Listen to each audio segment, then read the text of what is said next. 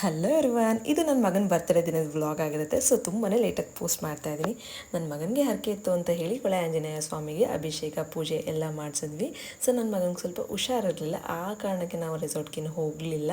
So book ಮಾಡಿ cancel ಮಾಡ್ಕೊಂಡ್ವಿ. ಬೆಣ್ಣೆ ಅಲಂಕಾರ ಎಲ್ಲ ಮಾಡಿಸಿ ಚೆನ್ನಾಗಾಯಿತು ಪೂಜೆ. ನೆಕ್ಸ್ಟ್ ಅದಾದಮೇಲೆ ಮದ್ದೂರು ಟಿಫಾನಸಲ್ಲೇ ನಾವು ಊಟ ಮಾಡ್ಕೊಂಡ್ವಿ.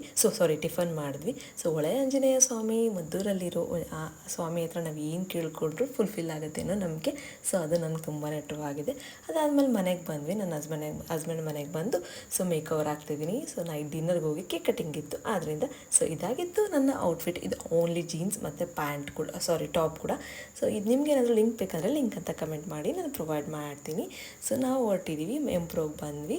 ಸೊ ಕೇಕ್ ಕಟ್ಟಿಂಗ್ ಎಲ್ಲ ತುಂಬಾ ಚೆನ್ನಾಗಾಯಿತು. ನನ್ನ ಮಗ ತುಂಬಾ ಎಂಜಾಯ್ ಮಾಡ್ದ. Happy birthday. ನೋಡಿ, ನನ್ನ ಮಗ ಕೇಕೇ ಕಾಣದೇ ಇರೋ ಥರ ಕೇಕ್ ತಿಂತಾ ಇದ್ದ. ಸೊ ಅದಂತೂ ತುಂಬಾ ಖುಷಿ ಆಗ್ತಾಯಿತ್ತು ನೋಡಲಿಕ್ಕೆ.